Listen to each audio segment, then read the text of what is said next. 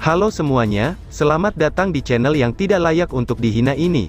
Terima kasih banyak buat yang udah mendukung channel ini, dan buat yang baru mampir, jangan lupa klik tombol subscribe-nya ya. Sebelum kita mulai, atur posisi santainya, bakar rokoknya, seruput kopinya, dan mari kita berhayal.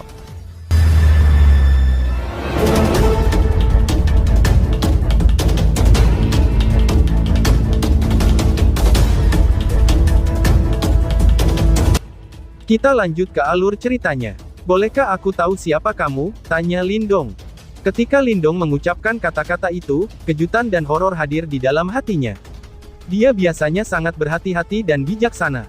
Namun, sekarang dia telah menggunakan batu leluhur di dalam tubuhnya, dan ini selalu dianggap sebagai rahasia yang cukup besar baginya. Mu Lingshan adalah orang yang dia percayai. Pertama-tama, dia tidak tahu tentang itu, dan kedua, bahkan jika dia tahu, Lindong tidak khawatir. Namun, pria berjubah merah yang tiba-tiba muncul menyebabkan Lindong merasa agak bingung. Setelah mengucapkan kata-kata itu, tubuh Lindong tiba-tiba mulai mengencang. Yuan Power mengalir deras ke meridiannya, menyebabkannya tampak seperti macan tutul yang akan menerkam mangsanya, dengan niat yang agresif yang memenuhi seluruh tubuhnya. Hahaha, kamu benar-benar orang yang berhati-hati, jawab pria berjubah merah itu sambil tertawa, seolah-olah bisa merasakan reaksi keras yang datang dari Lindong. Orang ini benar-benar terbungkus jubah merah, bahkan wajahnya dengan sepenuhnya tersembunyi di bawah bayang-bayangnya. Selain itu, meskipun tidak ada fluktuasi Yuan Power yang terlalu kuat hadir di sekitar tubuhnya, ini memberi Lindong perasaan aneh. Dengan kekuatannya saat ini, bahkan ahli tahap kematian mendalam awal, tidak akan bisa sepenuhnya lolos dari deteksi yang menyelinap ke sekitar Lindong yang terjaga. Setelah mendengar jawaban yang tidak relevan dari pria berjubah merah itu, tatapan Lindong semakin suram, sebelum niat membunuh yang mengerikan melintas tiba-tiba di matanya. Berdesir, di saat niat membunuh Lindong telah meletus dari matanya, sesosok gadis kecil yang menyenangkan tiba-tiba muncul di belakang pria berjubah merah dalam sekejap, yang memegang unutup peti mati di tangannya, dia memberikan ayunan keras ke arah belakang kepala pria berjubah merah itu. Saat Life Death Coffin Cover bergerak, gelombang cahaya setengah lingkaran tiba-tiba tersapu. Sementara itu, fluktuasi memancar keluar jika disempurnakan oleh aura Death Key. Hahaha, pria berjubah merah duduk diam, karena dikira dia belum menyadari serangan cepat dan menakutkan datang ke arahnya. Namun, tepat ketika penutup peti mati itu datang dengan bergemuruh, sebuah suara tertawa terdengar dari balik jubah merahnya. Begitu tawanya terdengar, cahaya merah meletus dari sekitar pria berjubah merah, sebelum berubah langsung menjadi lingkaran cahaya. Bang! The Life Death Coffin Cover dengan Death Key menabrak lingkaran yang menyala-nyala, menyebabkan suara rendah dan dalam segera bergema. Namun dengan demikian, berhadaan dengan serangan bertenaga penuh dari Mu Lingshan, tidak ada sedikit pun distorsi pada lingkaran yang menyala. Sepertinya, serangannya belum benar-benar dalam batas yang bisa diterimanya. Tiba-tiba, duar. Setelah menerima serangan Mu Lingshan, lingkaran api yang menyala tiba-tiba bergetar. Detik berikutnya, energi yang bahkan lebih tak terbatas mengalir keluar darinya. Karena serangan balik itu, ekspresi wajah kecil Mu Lingshan berubah. Segera, tubuh mungilnya yang lembut terbang kembali, sebelum mendarat dengan agak menyedihkan di atas pohon raksasa di kejauhan. Kekuatan yang sangat kuat, gumam Lindong. Setelah melihat adegan ini, tatapan Lindong langsung berubah menjadi lebih serius. Mu Lingshan berada pada tahap kehidupan mendalam yang sempurna. Ditambah dengan penutup peti mati miliknya, tidak ada ahli panggung kehidupan mendalam yang sempurna mampu untuk melawannya. Namun, dari kelihatannya, dia tidak bisa memberikan satu sedikit pun perlawanan terhadap pria berjubah merah ini, pikir Lindong. Ekspresi Lindong berubah suram saat matanya berbinar. Detik berikutnya, dengan lambaian tangannya, seberkas sinar hitam melesat keluar dari lengan bajunya, dan menerjang langsung ke arah pria berjubah merah itu. Saat sinar hitam cahaya melesat, itu berubah menjadi sosok manusia, itu sebenarnya adalah mayat Sky Devouring yang diperoleh Lindong. Menghadapi lawan misterius ini, dia jelas tidak berencana untuk menunjukkan belas kasihan. Dia tidak ingin berita tentang dirinya yang memiliki batu leluhur terungkap dan disebar, terlepas dari apakah orang di depannya tahu tentang itu atau tidak. Melihat mayat Sky Devouring terbang ke arahnya, pria berjubah merah itu mengibaskan jarinya. Sinar kecemerlangan berapi-api menembus langit, bergemuruh saat menabrak mayat Sky Devouring dengan kecepatan kilat. Bang! Ketika sinar kecemerlangan yang berapi-api tampak kecil dan menabrak mayat Sky Devouring, api yang mengamuk langsung meledak dengan geram. Suhu api itu sangat tinggi, karena ruang di sekitarnya tampaknya terbakar sampai ruang sedikit terdistorsi. Suara mendesing. Namun, saat api itu berkobar, cahaya hitam bersinar di tubuh mayat Sky Devouring. Pada saat berikutnya, nyala api itu secara tak terduga menghilang dengan kecepatan yang menakjubkan. Dari kelihatannya, itu muncul saat mereka ditelan oleh mayat Sky Devouring. Oh, perubahan yang tak terduga ini tampaknya telah melampaui harapan pria berjubah merah itu, ketika sebuah suara takjub yang samar terdengar dari mulutnya. Sementara itu, matanya menatap mayat Sky Devouring dengan kejutan yang sedikit mencolok di mata mereka. Energi ini, bagaimana bisa sangat mirip dengan Devouring Power, gumam pria berjubah merah itu.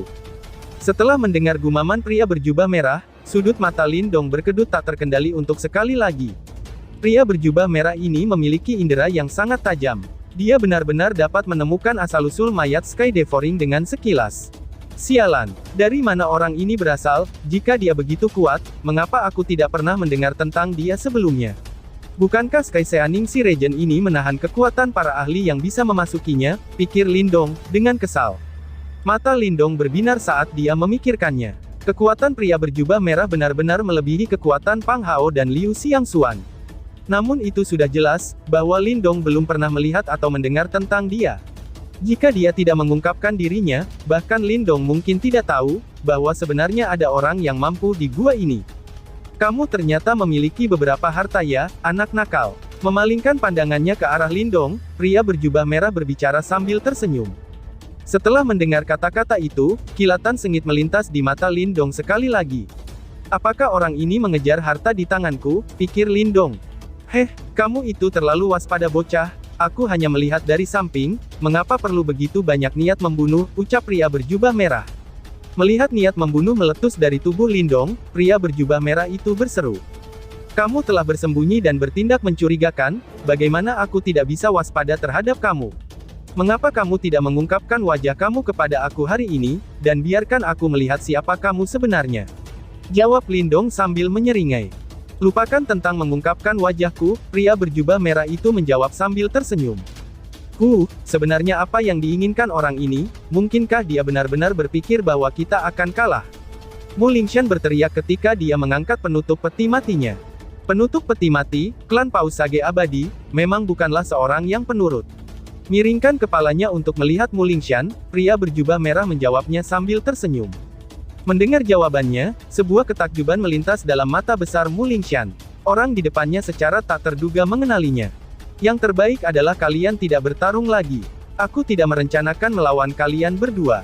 Alasan mengapa aku mengungkapkan diri aku adalah, karena aku terkejut dengan metode kamu, bocah nakal, ucap pria berjubah merah. Memberikan peregangan malas, pria berjubah merah berbalik dan melihat ke arah Lindong sekali lagi. Pada saat ini, tatapan pria itu tampak mengandung beberapa niat yang mendalam ketika ia berkata, di dunia ini, tidak ada banyak orang yang mampu menghilangkan Yimoki, dan lebih lagi, ketika berada di ranah tahap kehidupan mendalam yang maju. Orang-orang yang bisa berurusan dengan Yimoki telah semakin sedikit, ucap pria berjubah merah. Kamu benar-benar mengenali Yimoki, ucap Lindong. Pada saat ini, Lindong perlahan-lahan menjadi tenang, sebelum keheranan muncul di matanya. Setelah semuanya, selama bertahun-tahun, dari semua ahli yang dia temui, hanya sedikit yang bisa mengenali Yimoki. Hei bocil, aku tidak hanya tahu, tapi aku juga pernah bertarung dengan Yimo. Mereka memang makhluk yang sangat jahat. Mendengar pertanyaan Lindong, pria berjubah merah itu tertawa aneh sebelum menjawab. Lindong langsung terharu secara emosional. Setelah beberapa saat kemudian, dia menangkupkan tangannya sambil berkata dengan suara yang dalam. Bolehkah aku tahu siapa senior ini? Tanya Lindong. Saat ini, orang-orang yang tahu tentang keberadaan Yimo pasti akan menjadi ahli yang sangat kuat. Karena orang sebelum mereka, bahkan pernah bertarung dengan Yimo di masa lalu, dia pasti bukan individu biasa, pikir Lindong. Hahaha, tidak perlu tahu siapa aku sekarang, jawab pria berjubah merah. Sambil bertepuk tangan, pria berjubah merah berdiri, dia melihat ke arah Lindong, lalu dia berbicara dengan niat yang dalam. Ada beberapa hal yang menarik di dalam tubuh kamu. Aku sebenarnya tidak dapat mendeteksi mereka untuk sementara waktu. Namun, aku percaya, bahwa kita akan bertemu lagi di masa depan. Di saat kita bertemu lagi, kamu pasti akan mengenaliku, bocah, ucap pria berjubah merah. Saat suaranya terdengar, tanpa menunggu Lindong untuk menjawab, api meletus dengan marah di sekitar tubuh pria berjubah merah. Saat api menghilang, tubuhnya menghilang secara misterius. Melihat pria berjubah merah yang berubah menjadi api dan menghilang, Lindong tertegun. Orang itu benar-benar terlalu misterius. Dia benar-benar tidak tahu dari mana asalnya. Kakak Lindong, orang itu benar-benar hebat, ucap Mu Lingxian sambil berjalan. Ya, Lindong menjawab sambil sedikit menganggukkan kepalanya, sebelum menghela nafas pelan. Sepertinya para ahli yang tertarik dengan tempat tinggal gua ini mirip dengan harimau dan naga yang sedang bersembunyi. Orang itu yang muncul di hadapan mereka adalah seseorang yang bahkan dia merasa sangat sulit untuk dihadapi, pikir Lindong. Ayo pergi, ucap Lindong. Pada saat ini, bahkan Lindong tidak tahu apakah pria berjubah merah itu adalah teman atau musuh mereka. Satu-satunya hal yang bisa dia lakukan adalah menggelengkan kepalanya. Setelah itu, dia mengucapkan sepatah kata untuk Mu Lingxian. Dalam sebuah gerakan, tubuhnya berubah menjadi seberkas cahaya, menembak ke arah kedalaman gua yang lebih dalam. Setelah meminjam kekuatan batu leluhur untuk menghabisi 18 mayat yang layu, Lindong sekali lagi berangkat dan langsung menuju ke bagian dalam gua. Di saat mereka menjelajah lebih dalam, mereka juga bisa melihat banyak sosok-sosok pencari harta yang telah berkelana di dalam gua. Mereka seperti segerombolan belalang yang masuk ke beberapa bangunan yang hancur, ketika mereka mencari harta karun di mana-mana. Meskipun gua ini pada akhirnya hancur, itu jelas cukup megah ketika masih berdiri. Banyak harta yang masih tetap ada, bahkan setelah periode waktu yang lama. Itu tidak bisa dihindari bagi para pencari harta karun untuk terlibat dalam pertempuran berdarah dengan mata memerah, setelah melihat harta karun itu. Lindong telah menyaksikan lebih dari 10 pertempuran sengit di sepanjang jalan. Kedua belah pihak bertarung sampai mereka menjadi sedikit marah. Selain itu, ada juga banyak serigala bertatapan rakus yang menunggu di sisi medan pertempuran. Mencoba untuk berhasil mendapatkan harta dari dalam gua ini, itu bukanlah tugas yang mudah. Selain pertempuran sengit antara pencari harta karun itu, gua ini, yang telah dihancurkan oleh Yimo, jelas memiliki beberapa bahaya yang tersisa di dalamnya. Sebagian besar bahaya ini sama seperti mayat-mayat yang sudah layu dari sebelumnya.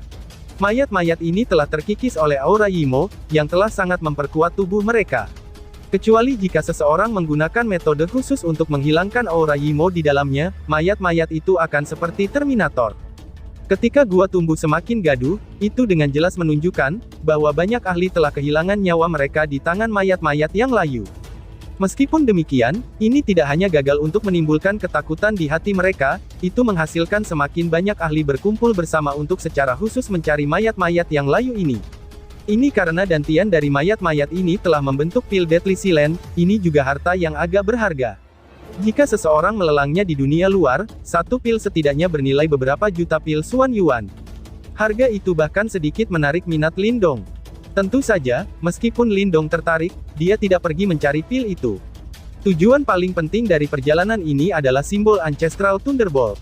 Dia tidak ingin menghabiskan banyak waktu untuk mencari mayat-mayat yang layu di dalam gua yang sangat luas dan megah ini. Jika dia akhirnya kehilangan simbol leluhur Thunderbolt, dia akan menyesalinya selama sisa hidupnya. Oleh karena itu, Lindong hanya bepergian dalam garis lurus dan bergegas menuju bagian dalam gua, sementara para pencari harta bermata merah mencari di seluruh gua untuk berburu mayat-mayat yang layu. Bangunan-bangunan yang muncul di tanah mulai bergerombol ketika keduanya perlahan-lahan menjelajah lebih dalam. Namun, itu masih dipenuhi dengan aura yang rusak.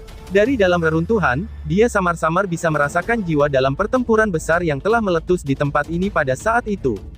Dihadapi dengan serangan besar-besaran Yimo yang jahat itu, kemungkinan semua orang di dalam gua ini telah berjuang habis-habisan untuk mempertahankan sekte mereka.